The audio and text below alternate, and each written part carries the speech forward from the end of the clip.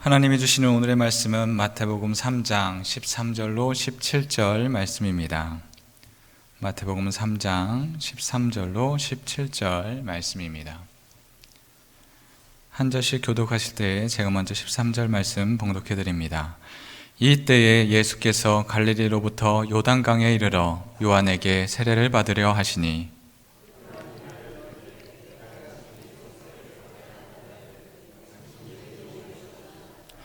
예수께서 대답하여 이르시되 이제 허락하라. 우리가 이와 같이 하여 모든 의를 이루는 것이 합당하니라 하시니 이에 요한이 허락하는지라.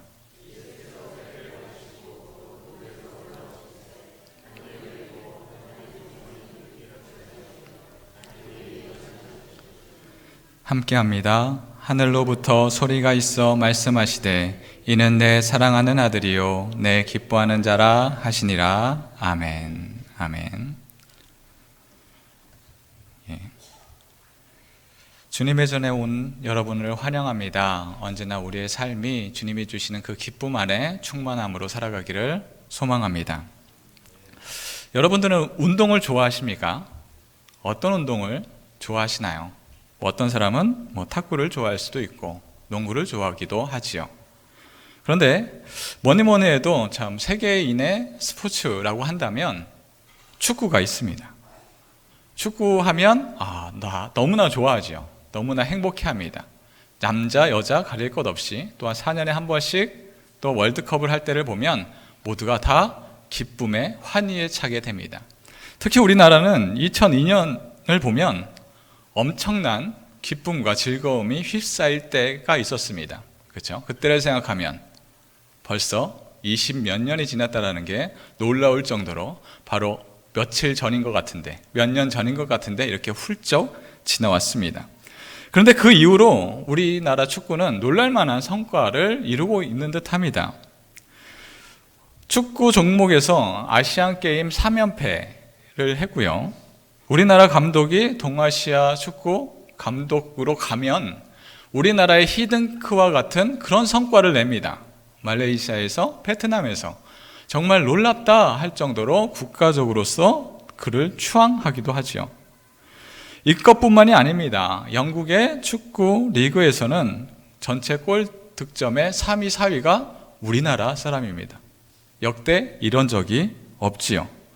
특히 손흥민 선수는 팀 전체를 바꾸고 있다 하며 영국 전체가, 유럽 전체가 손흥민에 대해서 칭찬을 합니다. 그러나 영국에서 손흥민 선수를 주목하는 것은 단지 축구의 실력이 뛰어나서는 아닙니다. 그가 갖고 있는 인성이, 자신만 잘났다, 내가 이렇게 축구를 잘한다 라는 것이 아니라 다른 주위에 있는 사람, 소외되어 있던 자들, 오래간만에 축구 경기장에 나와서 골을 넣으면 그를 주인공으로 축혀 올려 세워줍니다. 유럽 선수들에게는 보이지 않았던 그러한 인격적인 모습이, 겸손의 모습이 유럽 사람들에게 신선하게 다가오고 있습니다. 나를 높이는 모습이 아니라 다른 사람을 높이는 그 모습 속에서 우리는 그가 어떠한 인격을 가지고 있는지, 단단한 마음을 갖고 있는지 우리는 발견하게 됩니다. 하나님은 오늘 본문 말씀을 통하여 예수님이 세례 받으시는 장면을 우리에게 보여주십니다. 예수님이 세례 요한의 세례를 받으심을 통하여서 공생애를 시작하지요. 세례는 무엇을 말하는가? 세례는 다가올 하나님의 통치 앞에 전적으로 굴복하여 하나님의 뜻을 이루는 삶의 시작입니다. 예수님은 이 세례를 통하여 하나님의 맡기신 사역을 시작합니다. 오늘의 말씀에는 예수님의 사역의 시작을 바로 이 세례 요한과 함께 시작합니다. 하나님의 의를 이루는 사역은 예수님 혼자 사역을 이루시지 않습니다. 그와 함께하는 세례 요한과 함께하고 또한 주위의 많은 사람들과 함께 하나님의 사역을 이루십니다. 오늘의 말씀을 다시 한번 조망하여 봅시다. 예수님이 사람들 앞에 나타납니다. 그러나 예수님을 알아보는 사람은 거의 없습니다. 사람들은 자신의 죄를 씻기 위한 이 회개의 세례에 집중합니다. 그래, 이 세상은 모두가 악해. 우리가 세례를 받음으로 다시 하나님께 돌아가야 돼 라는 생각에 가득하여서 나의 바로 옆에, 나의 뒤에 예수님이 다가오는 것을 알아채지 못합니다. 근데 예수님이 바로 그 세례를 받기 위하여서 사람들 앞에, 또한 세례 요한 앞에 섰습니다. 그리고 그냥 오는 것이 아니라 직접 세례를 받기 위하여서 세례 요한 앞에 몸을 낮춥니다. 다른 사람들은 예수님이 누구인지 정확하게 알아보지 못하였지만 세례 요한은 알아보았습니다. 그리고 그를 막습니다. 예수님을 막지요. 예수님, 내가 예수님에게 세례를 받아야 하는데 저한테 오시다니요. 이건 무슨 말입니까? 하며 예수님을 말립니다. 그렇게 예수님을 막는 세례 요한을 바라보면서 단호하게 예수님은 말씀하십니다. 내 뜻대로 해야 한다. 이것이 바로 오랜 시간 잘못된 것을 다시금 회복하는 일이다. 바로 하나님의 역사를 바로 세우는 일이기에 이것을 해야 한다 말씀하십니다. 예수님의 담노함에 세례 요한은 예수님의 말씀대로 세례를 베풀었고, 물에서 올라오는 순간 하늘이 열리고 하나님의 영이 비둘기의 형상이 되어 예수님의 머리에 머무는 것을 보게 됩니다. 그리고 음성이 들립니다. 이는 내가 사랑하는 아들이요 내 기뻐하는 자라. 사람들은 자신이 어떠한 사람인지 나타내고 싶어 합니다. 나의 뛰어난 외모를 자랑하고 나의 뛰어난 능력을 사람들 앞에 자랑하고 싶어 합니다. 내 능력으로 사는 사람들은 자연스럽게 교만하여집니다. 내 것이니까요. 다른 사람 게 아니라 내 것이기 때문에 내가 이렇게 잘합니다. 내가 이렇게 대단하지 않습니까? 라고 자랑하지요. 그러나 하나님의 사람들은 나의 것을 자랑하지 않습니다. 왜일까요? 내가 지금 이루는 것, 내가 갖고 있는 건 나 혼자만의 것이 아니기 때문입니다. 하나님이 이루셨습니다. 하나님이 우리의 길을 이끌어주고 계십니다. 내가 교만할 것이 없습니다. 하나님이 하셨기 때문이지요. 그래서 하나님의 능력을 찬양하고 겸손으로 하나님께 나아갑니다. 오늘 말씀에는 예수님의 사역의 시작을 세례 요한과 함께 하지요. 하나님의 의를 이루는 사역은 바로 이 겸손한 사람, 이것이 하나님의 사역에서 시작되는구나 아는 사람과 함께 하나님의 의를 이루게 됩니다. 그리하여 세례 요한이 예수님의 그 시작에 함께 하는 것입니다. 우리가 행하는 그 모든 것들도 하나님이 모든 것을 행하시는 것이 아니라 하나님이 하나님의 사람들과 함께 주님의 의를 이루고 계십니다. 우리는 왜 그러면 겸손해야 할까요? 하나님이 행하시고 하나님이 이루시고 계시기에 우리가 교만해야 될 수가 없습니다. 하나님의 행하시는 곳에 순종으로 주님의 발자국을 따라가면 그만입니다. 그것을 통하여서 하나님께 영광을 드려집니다. 하나님의 사역에 동참하는 자는 겸손으로 사역합니다. 오늘 말씀 13절, 14절 말씀입니다.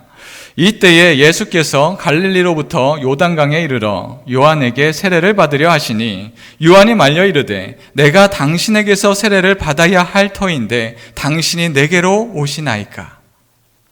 세례 요한은 예수님을 발견하지요. 그리고 세례를 받기 위해 오는 것을 보고 당황해합니다. 예수님은 세상을 심판하실 주님이신데 세례를 받으러 오니 몸둘 바를 모릅니다. 세례 요한이 누구이며 세례는 어떤 의미가 있길래 이 세례 요한이 당황해할까요? 세례 요한은 주님의 길을 예비하기 위하여 있는 자입니다. 마태복음 3장 3절 말씀입니다. 그는 선지자 이사야를 통하여 말씀하신 자라. 일러스되 광야에 외치는 자의 소리가 있어 이르되 너희는 주의 길을 준비하라. 그가 오실 길을 곧게 하라 하였느니라. 세례 요한은 예수님의 길을 예비하고 준비하는 자입니다. 자신이 주인공이 되지 않습니다. 그저 자신의 일을 할 뿐입니다. 교만함으로 나갈 이유도 없습니다. 또한 마태복음 3장 11절 말씀입니다. 나는 너희로 회개하게 하기 위하여 물로 세례를 베풀거니와 내 뒤에 오시는 이는 나보다 능력이 많으시니 나는 그의 신을 들리고 감당하지 못하겠노라. 그는 성령과 불로 너희에게 세례를 베푸실 것이요. 세례 요한의 세례는 죄를 용서하기 위한 세례가 아닙니다. 죄를 회개시키기 위한 세례입니다. 세례 요한에게 죄를 용서할 권력이, 힘이, 능력이 없습니다. 앞으로 오실 예수님이 어떠한 분이신지 준비하고 소개합니다. 그리하며 이야기하지요. 나는 물로 세례를 주지만 앞으로 오실 이는 바로 그 예수님은 성령과 불로 세례를 줄 것이다. 그렇다면 왜 세례 요한은 세례를 주게 되었을까요? 그 이유를 살펴보면 레위기의 정결례에서 그것을 찾을 수 있습니다. 죄로 인하여 부정하게 되었던 몸을 다시 깨끗게 하는 것이 바로 정결례입니다. 구약의 정결례를 행할 때를 보면 크게 세 가지의 경우입니다. 첫 번째는 나병이고, 두 번째는 유출병이고, 세 번째는 죽은 사람과 접촉한 경우입니다. 부정한 자는 모두 공동체에서 벗어나야 합니다. 주위의 사람들과 함께 있을 수 없습니다. 공동체에서 완전히 떨어져서 나아가 있어야 합니다. 그리고 깨끗하게 되면 정결 예식을 하면서 공동체로 다시 들어올 수 있습니다. 레위기 14장 8절 말씀입니다. 정결함을 받는 자는 그의 옷을 빨고 모든 털을 밀고 물로 몸을 씻을 것이라. 그리하면 정하리니 그 후에 진영에 들어올 것이나 자기 장막 밖에 이레를 머물 것이요. 병과 죄악에서 벗어나고 정결 제사를 드린 후에야 다시 공동체로 들어올 수가 있습니다. 정결 예식을 통하여서 죄와 병균으로부터 그 공동체를 보호하기 위함이죠. 그리고 정결함을 받은 사람을 의심하거나 아직도 병균이 남아있는 거 아니야? 아직도 죄에 속해 있는 거 아니야? 그렇게 배제시킬 수 없습니다. 바로 하나님이 그가 정하였다 선포하였기 때문에 그는 자연스럽게 공동체로 받아들여집니다. 그렇다면 구약의 정결례와 세례 요한의 세례의 차이점은 무엇일까요? 구약의 정결례는 병과 죄에서 공동체를 물들지 않게 하기 위함이라면, 세례 요한은 세상에 만연한 죄를 깨닫고 회개함을 통하여서 하나님 앞으로 다시금 회복하는 것입니다. 그것을 통하여서 앞으로 오실 메시아를 맞이하고 세상의 끝을 준비하는 것입니다. 하나님을 믿는다는 것은 내가 입으로써 나는 하나님을 믿습니다 에서 멈추는 것이 아닙니다.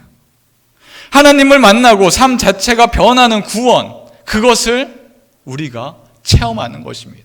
주님께로 나아가는 것이지요. 얼마나 기쁩니까? 내가 구원받았습니다. 내가 주님이 주시는 그 은혜 안에 살게 되었습니다. 그것이 너무나 기뻐서 그 은혜를 나누고 싶어 우리는 밖에 나가서 많은 사람들에게 복음을 전하지요. 그렇죠? 다들 전하고 있잖아요. 전하고 있지요. 또한 그 기쁨이 너무나 커서 봉사로서 함께합니다. 우리가 식당에 봉사하는 것, 우리가 주님의 전에 나와서 봉사하는 것, 헌신하는 것, 왜 할까요? 여전도의 순서가 돼서 이건가요? 아니죠. 주님이 주신 그 은혜가 너무나 커서 어떻게 하나님께 그 큰 구원의 기쁨을 갚을 수 있을까? 맘 같아서는 매일같이 나와서 봉사하고 싶은데, 그죠? 매일같이 그러고 싶은데 다른 사람에게도 그 봉사의 은혜를 나누고자 하여 우리가 굳이 그럴 필요는 없으나 이렇게 나눠서 하는 거지요. 아닌가 봅니다.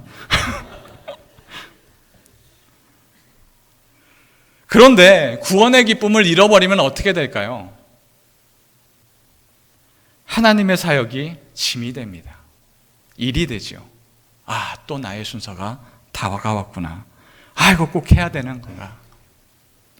우리는 어떤 마음으로 주님 앞에 나오고 있습니까? 헌신하고 있습니까? 내가 찬양을 하는데 또 찬양을 하네. 오늘은 음이 잘 올라가지 않는데, 목소리가 잘 나오지 않는데, 그것과 상관없이 하나님이 나와 함께 하시니 그 기쁨으로 찬양하지요, 안내하지요, 봉사하지요. 그 기쁨을 잃어버리면 하나님의 능력이 보이지 않습니다. 나의 능력만 보이게 되는 거지요. 나의 능력만 보이면 사람의 능력을 바라보게 됩니다. 저 사람과 함께하면 무엇인가 잘 되는 것 같고, 이 사람과 함께하면 무엇인가 잘 되는 것 같습니다. 그러나 우리가 할 것은 사람의 능력이 아니라 겸손함으로 주님의 일에 동참하는 것입니다. 언제나 우리가 주님이 주시는 은혜로, 겸손함으로 주님의 사역을 동참하기를 소망합니다. 하나님이 역사하시는 곳에 주인공의 자리를 내어드리는 자가 되어야 합니다. 사람들은 세례 요한에게 몰려왔습니다. 그래, 우리가 죄에 빠져 있음을 깨달았다. 하나님의 백성으로 다시금 회개하자 하며 세례를 받고자 몰려옵니다. 그 중에 신앙에 유력한 자가 있는데 그렇게 막 몰려옵니다. 마태복음 3장 7절 말씀입니다. 요한이 많은 바리새인들과 사두개인들이 세례 베푸는 대로 오는 것을 보고 이르되, 독사의 자식들아, 누가 너희를 가르쳐 임박한 진노를 피하라 하더냐. 바리새인과 사두개인들이 세례를 받고자 하니 세례 요한이 화를 내기 시작합니다. 바리새인과 사두개인이 누구인데 세례 요한이 이들을 배척하고 회개의 세례를 받지 못하게 하고 있습니까? 바리새인은 구약의 시대가 지나가고 신약이 일어나기 전에 중간사에서 일어났던 자들입니다. 헬레니즘 문화가 강성해지고 이스라엘 문화가 점차 잠식당하는 상황 속에서 유대교 신앙을, 하나님에 대한 믿음을 온전히 지키고자, 그들은 하나님의 말씀을 지키고자 모세 오경인 이 율법을 철저히 지키고자 하였습니다. 사두개인은 어떤 사람입니까? 사독의 후손들로 사제직을 수행하였고 유대의 종교와 정치적 지도자인 대제사장을 지지하는 당파가 되었습니다. 이렇게 보면 바리새인과 사두개인은 같은 부류인 것처럼 보입니다. 친하게 지낼 것 같기도 하지요. 그러나 이들은 사실은 대립관계에 있는 자들입니다. 사두개인들이 정치와 종교적으로 귀족의 자리에 있으니 나라를 이끄는 것들을 보면 고려해야 될 사항이 좀 많습니다. 로마와도 적당히 친해져 있어야 합니다. 신앙을 지키기 위하여서 헤롯 왕조와도 이렇게 잘 지내야 합니다. 적당히 받아들이고 적당히 흘려보내야 하죠. 또한 신앙을 지키기 위하여 제사장 계급을 더욱더 힘을 집중시켜야 합니다. 사두개인들은 정치적, 종교적인 귀족의 위치에 있고 바리새인들은 율법을 철저히 지키는 자들이기 때문에 이 둘은 긴장관계에 있는 자들입니다. 바리새인과 사두개인, 어찌 보면 자신의 자리에서 신앙을 지키기 위하여서 고군분투한 자들임은 분명합니다. 그러나 신약을 보면 이 둘을 좋게 서술하지 않습니다. 좋게 바라보고 있지 않습니다. 왜 그럴까요? 이들이 지키고자 하였던 것이 있는데 그것을 제대로 지키지 못하고 엉뚱한 것을 지키기 시작했기 때문입니다. 그들이 잃어버린 것이 있지요. 사두개인들은 이스라엘과 신앙을 지키기 위하여 노력했지만 후에는 자신의 자리를 지키기 위하여서 열심이었습니다. 바리새인은 어떨까요? 신앙을 지키기 위하여 철저히 율법을 지키지만 결국에는 자신들만 옳다라는 생각에 빠져버립니다.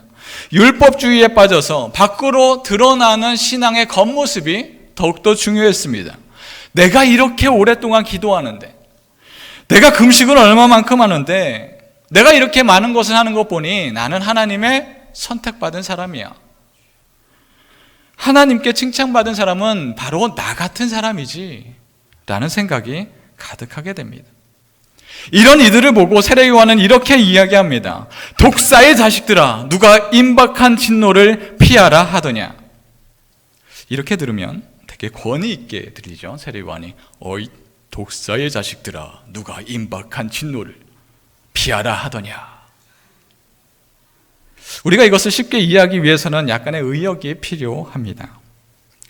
우리가 잘 알아들을 수 있도록 약간 의역하면 이렇습니다. 이 개 아이들아, 너희들이 이곳에 왜 왔느냐? 너희가 특별한 자로 보이느냐? 너희는 땅바닥에 굴러다니는 돌멩이와 같은 자들이다. 세례 요한의 급진적인 말을 사람들은 좋아할까요? 몇몇 사람들은 그래 통쾌해, 저 바리새인, 사두개인 그렇게 잘났다고 어깨에 힘주더니 이렇게 말을 들어도 싸다 라고 생각하곤 하겠지요. 그러나 그 반대의 경우는 어떨까요? 그 이야기를 듣는 자들은 내가 기회만 되면 저 사람을 넘어뜨리리라. 저 사람에 대해서, 세례 요한에 대해서 분노하고 붕괴하고 적대시합니다. 하나님의 말씀을 전하고 사역을 하는 것은 많은 어려움을 당하기도 합니다. 선지자들이 하나님의 말씀을 전하면 많은 사람들이 돌아와서 그래 우리가 죄에 빠졌습니다. 하나님의 말씀을 듣게 하여 주셔서 감사합니다. 내가 다시금 하나님을 믿게 되었습니다 하며 자신의 죄를 자복하고 회개하면 좋겠지만 그렇지 않을 때가 오히려 더 많습니다. 선지자 엘리야는 바알 선지자 450명과 아세라 선지자 400명과 영적인 전투를 벌이고 이겼습니다. 승리하였습니다. 많은 사람들이 회개하고 하나님께로 돌아와야 한다 하면서 돌아오면 좋겠지만은 그것만 있는 것이 아니라 이것을 통하여서 엘리야는 이세벨에게 생명의 위협을 받게 됩니다. 하나님의 말씀을 전하고 영적인 전투에서 승리하였는데 엘리야는 생명의 위기에 놓여 있습니다. 선지자 예레미야는 하나님의 말씀을 받고 이스라엘의 심판을 전합니다. 그러니 사람들에게 미움을 받고 두드려 맞기도 하며 감옥에 갇히기도 합니다. 하나님의 말씀을 전하는 것은 많은 어려움들을 감수해야 하는 것입니다. 세례 요한도 마찬가지지요. 그가 먹을 것, 입을 것 변변치 않습니다. 또한 사람들의 따가운 시선을 받으며 하나님의 맡기신 사역을 묵묵히 수행합니다. 그리고 예수님을 만나죠. 그냥 만나는 것이 아닌 세례를 받으러 오시는 예수님을 봅니다. 교만한 자의 눈은 어떻습니까? 예수님이 바로 옆에 있어도 그가 예수님인지 알아보지 못합니다. 바리새인들도 제사장들도 대제사장들도 자신의 교만함으로 살아가 예수님이 어떤 분인지 알아채지 못합니다. 마음속에 내가 이렇게 하나님의 사역을 하는데 많은 사람들이 나를 높여줘야지, 이러한 생각들만 가득하지요. 그렇다가 주위에 다른 사람들이 보면, 다른 사역자를 보면 내가 더 잘났어, 내가 더 높은 사람이야, 이렇게 다투고 있습니다. 그런 자들 앞에 하나님이 보내신 메시아가 눈앞에 나타난다면 내가 잘못했습니다 하며 그들이 예수님께 무릎을 꿇을 것인가? 그렇지 않지요. 예수님이 오셨어도 그들의 행동은 달라지지 않습니다. 예수님을 만나자 그들은 이렇게 이야기합니다. 하나같이 정말 당신이 메시아가 맞습니까? 증명해 보십시오. 하나님이 보내신 자 증명해 보세요. 병을 고치긴 했는데 나는 못 믿겠습니다. 또 증명해 보세요. 하나님의 말씀에 어떻게 당신이 메시아라고 했습니까? 아무리 보여주어도 그것을 믿지 않고 계속 증명해 달라라고만 이야기할 뿐입니다. 교만의 자리에서 자기가 차지하고 있어 예수님이 메시아인 것을, 우리의 주님인 것을 인정하지 않습니다. 그러나 세례 요한은 달랐습니다. 자신의 위치를, 자신의 자리를 알았습니다. 말씀 14절 말씀입니다. 요한이 말려 이르되 내가 당신에게서 세례를 받아야 할 터인데 당신이 내게로 오시나이까. 세례 요한의 세례는 죄 있는 자가 죄를 더 이상 짓지 않겠다는 다짐과 함께 회개의 세례를 받는 것인데, 예수님은 죄가 없으신 분이기에 받으실 필요가 없는데 이렇게 오시니 세례 요한은 바로 예수님을 말리는 것입니다. 예수님을 보았을 때 사람들은 자신들의 상황에 따라 다르게 대응합니다. 메시아가 온다는 선지자들의 말에 헤롯 왕은 예수님을 죽이고자 하였습니다. 바리새인과 사두개인은 예수님을 책잡으려 하였습니다. 예수님을 기다리고 고대해야 하는 제사장들은 예수님을 잡아 가두고 죽이고자 거짓 증인을 세웁니다. 이들과 달리 세례 요한은 예수님을 말리며 오히려 자신이 낮은 위치에 있는 자입니다 하며 고백합니다. 우리는 하나님의 사역을 하며 어떤 자세를 취하고 있습니까? 하나님의 사역을 하며 마음이 높아져서 다른 사람들을 낮춰보며 일의 경중을 따지고 있지는 않습니까? 일은 이렇게 하는 것이지 저렇게 하는 것이지 왜 이런 생각을 못해? 참 답답한 사람이네. 교만으로 높아진 자는 예수님이 이 땅에 와서도 똑같이 생각합니다. 예수님 일을 그렇게 하는 게 아니지요. 복음을 그렇게 전하는 게 아닙니다. 왜 이러한 것은 생각하지 않습니까? 하며 의심하며 넘어뜨리고자 하게 됩니다. 우리는 예수님의 십자가 그 구원을 맛본 자들입니다. 기쁨 안에 있는 자들이죠. 우리가 봉사를 하고 헌신을 많이 할지라도 눈에 보이는 일이 아무리 잘 되었다 할지라도 그 안에 주님이 없으면 하나님의 사역을 한 것이 아니라 인간적인 일을 한 것입니다.